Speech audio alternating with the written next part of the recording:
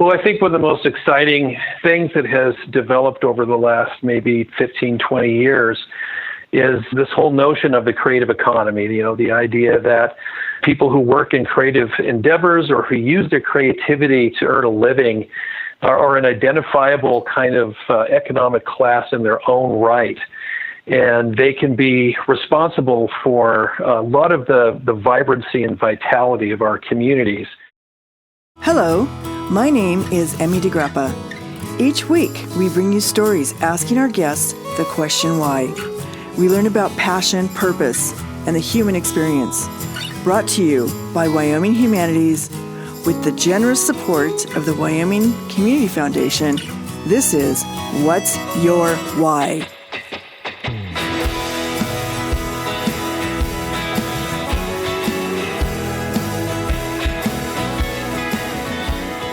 Today, we are talking to Milward Simpson.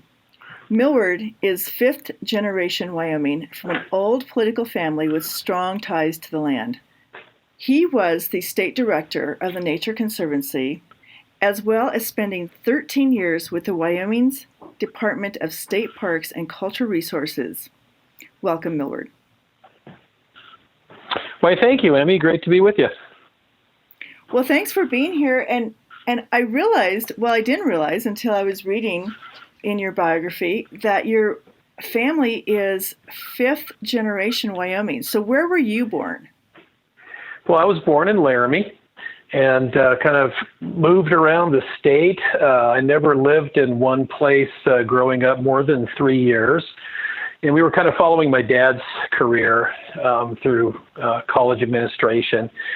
So spent some years in Jackson when he was writing his dissertation, spent 3 years in Casper, moved to Sheridan, went to high school in Sheridan, and then attended the University of Wyoming. So I've kind of lived all over the state and have really benefited from that experience.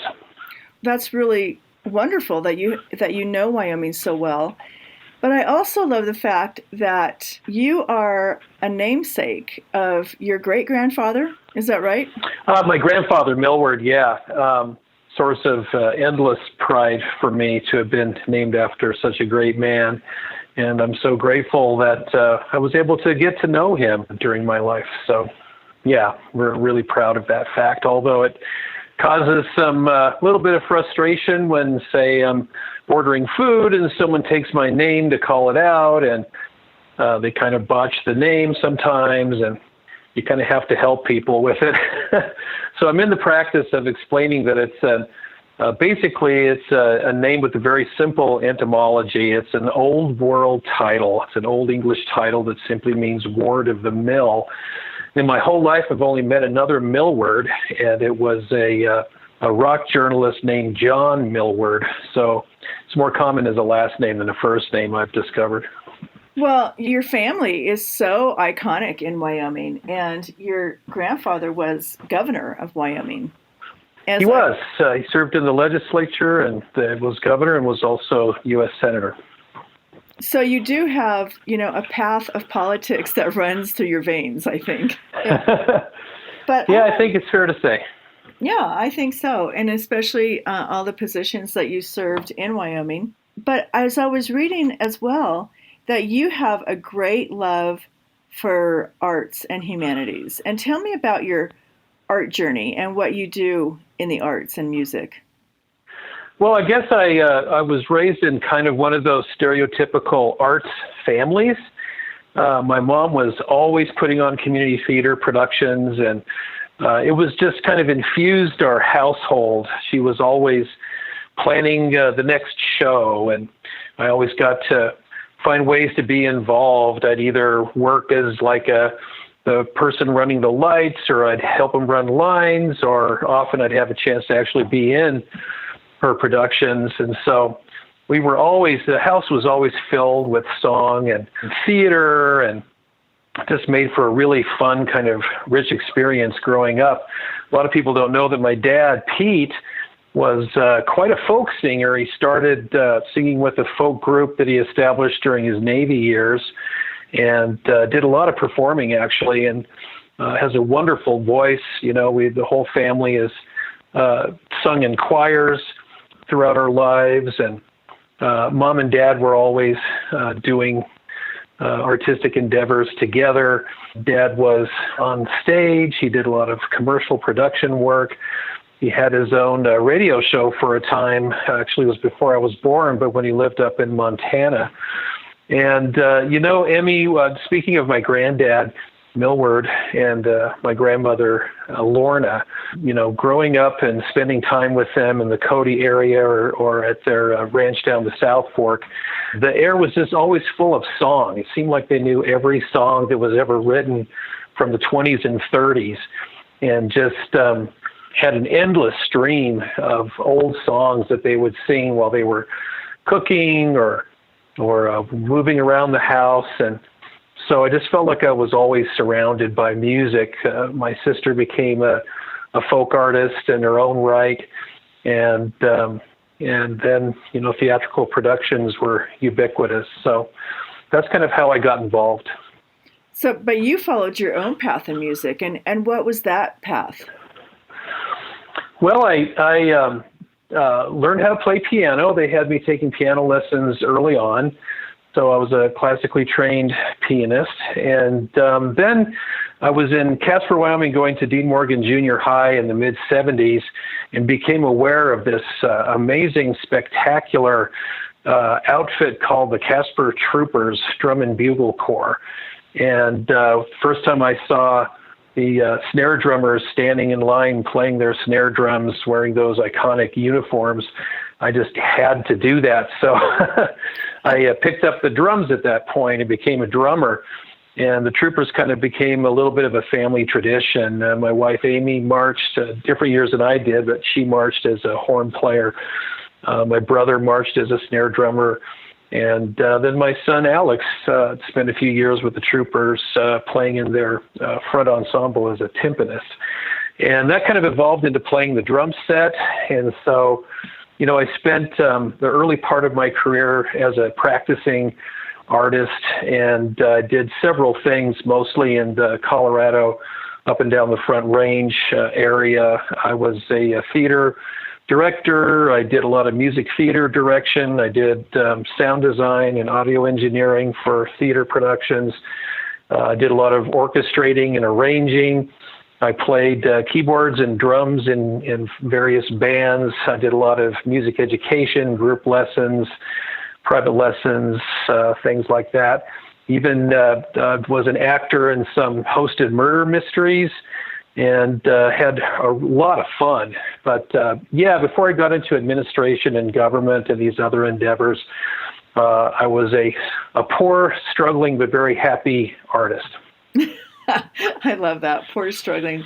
And I love that you played the drums, because my son took up the drums and I thought I was going to lose my mind. I thought, no, of all well, things you watch out for do. drummers. Watch out, because they can cause a lot of damage if you're not careful. I remember, if you have a pair of sticks and you've got a lot of nervous energy and you like to drum, you'll end up with a lot of pockmarked furniture and fence posts and et cetera. So make sure you get him a good drum pad so he's got a place to focus. Well, he's in college now, but I remember when he started playing drums, he was in high school, and I thought, I need a garage. I need a place to put this kid, because, drums are loud, and it's not, something you can just go play quietly in a corner. Well, we had a little room above our garage in our house in Sheridan, and you got it exactly right. Mom and Dad kind of stuck me up there. They put my drums up there, and at least it was a couple of steps removed, and they were able to control the noise somewhat. But they are a very loud instrument and a very heavy instrument. When you're a drummer, you've got a lot of gear you have to pack around, takes up a lot of space, and takes a lot of time to set up and tear down. But we drummers are kind of a little tribe. We're kind of like a cult. It's a lot of fun. Well, your journey in music and kind of like moving into administration in music and the arts and humanities, How do you see Wyoming moving forward in the future in our cultural economy? Well, I think one of the most exciting things that has developed over the last maybe 15, 20 years is this whole notion of the creative economy, the idea that people who work in creative endeavors or who use their creativity to earn a living are an identifiable kind of economic class in their own right. And they can be responsible for a lot of the vibrancy and vitality of our communities. And that's exciting to me, obviously, because of my experience in the arts and because of this sense that I always had that, this is one of the things that really makes our communities vital. It's an aspect of life that provides a lot of value and meaning that other kind of endeavors don't provide. And that we have tools now to be able to really kind of identify and talk about the creative economy and make a case that it's worthy of our investment in this state is really exciting to me.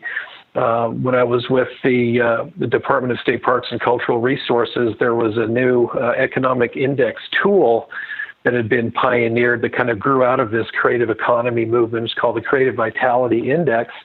And the first time we kind of ran the numbers for Wyoming, I believe it was about 10 years ago, we were very pleased. I wasn't particularly surprised, but we were very pleased to see that Wyoming had an extremely high cultural vitality index. And I think that points to a lot of opportunity now that we're talking more and more and trying to do more and more work to diversify the economy. This is something that decision makers and policymakers really would benefit from understanding and from investing in. We have a lot of creative people in this state. I think Wyoming is a place that really kind of nurtures creativity, and it's definitely something we can capitalize on as we're looking to build our state. What's your vision of some of the things that we can change to lift up the creative process and creativity in schools, creativity in our economy? What are the things that we can do different for the future? Well, I think we have to understand from a public policy standpoint that these are essential aspects of Wyoming. These aren't just kind of feel-good add-on, nice-to-have kinds of things. I'd say my entire career with state government, I was always trying to proselytize the value of the arts and humanities and culture, and find ways to kind of make that case. And what I think it means in terms of actual things that we need to either continue to do or do more of, we need to make sure that arts education is available throughout our state. It needs to be available in our public schools. We need to make sure that when we're building new schools, that we're actually accounting for the need to have things like auditoria, theaters, practice rooms, facilities, equipment, all of the things that you absolutely have to have if you're going to have a viable arts education opportunity for students. So we need to continue to invest in those things and make them a priority. I was very pleased. One of the legislative accomplishments that I was involved in with a lot of partners and organizations was incorporating the fine and performing arts into the Hathaway curriculum.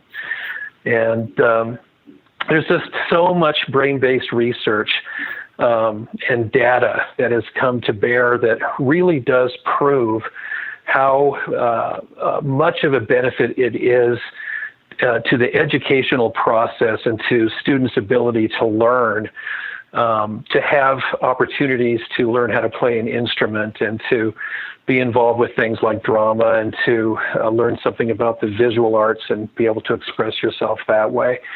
More and more our economy is one that really requires creativity. The more automation that we have in our economy, the more we place a value and a real currency on the ability of our workforce to think creatively. So anything that nurtures that, builds those muscles, becomes really important. So this isn't just a nice-to-have kind of aspect of our lives to me. This is absolutely crucial, and it's part of ensuring that we have healthy people in this state and healthy communities. So those are some of the things I think we can continue to focus on. I think public funding, proving that we understand that there is a public value to the arts and to culture is important. And in my experience, that took the form of making sure we had adequate state funding for things, entities like the Wyoming Arts Council, like the Cultural Trust, like state funding for the organization that you and I both are involved with, Wyoming Humanities. Make sure that we have a strong state museum, state archives that's well funded, and a state historic preservation office, and that we have the means to support our local museums, our local dance companies, our galleries around the state, our community concert series. All of those things are just incredibly important, and particularly, I think, in a small rural state like ours. Well, I think it is true. It's important in our small, rural state, like you said. But doesn't it seem like it's not just a Wyoming issue? I think it's a national issue that every state is really working to hang on to their arts and culture and make it and the humanities, make it important in the universities, and for people to understand that the arts and humanities are equally as important as the sciences. Well, I couldn't agree more with that statement, Emmy. And to me, I mean, these are very, very difficult, very complex, very challenging times, and there are so many forces that are driving us apart. Well, the humanities, in helping answer the question of who we are, help bring us together, where there's so many forces kind of pushing us apart. The more that we can kind of have a collective understanding of our past, the more we're going to understand who we are and what we have in common and what unites us, and what makes us, special and unique, and what makes us such a vibrant, diverse place. It's really important now that we have that we invest in those things which help us find common ground and help unite us. Well, in my experience, those things include our history, our culture, our arts, our ways of expressing ourselves, things that celebrate our love of the outdoors. These are the things in Wyoming and around the country that can help kind of bridge all of these forces that are dividing us. So to me, everything's at stake here in terms of a healthy, viable, national, unified populace going forward. So these are not kind of minor things to me. I think they're just at the center of the conversations that are happening now in terms of our destiny as a people and where we're headed. So before I close, I want to ask you if there are some websites or resources that people can go online and look at what other people are doing in their work supporting art and culture. Do you know if there's anything that you can point to?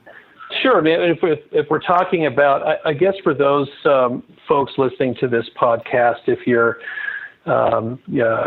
wherever it is that you're listening from in Wyoming, if you haven't yet, I certainly would encourage you to go out of your way to find out what the cultural resources are in your area, not just in your town, but your region. Find out who those folks are. Find out who's doing arts and cultural work. Who are the small nonprofit arts organizations? Do you have a local chapter of the State Historical Society there? Do you spend any time in your local library? Do you have some historic buildings that you're celebrating there? What are the opportunities that are around you to really understand the culture of your area and its history. You can certainly, in terms of the great services that my former state agency provides, you can go on to the website for the Department of State Parks and Cultural Resources, and just surfing through there will provide you a lot of different avenues and a lot of places to go. But those are some of the things that I'd suggest. Okay, that sounds good. Well, thank you for your time, Milward. It's been a great pleasure talking to you. I'd love to talk about this stuff. I appreciate the questions, and I just enjoyed it a lot, Emmy, and you do a great job with these podcasts. I think they provide a great cultural service in their own right, so thank you. Thank you.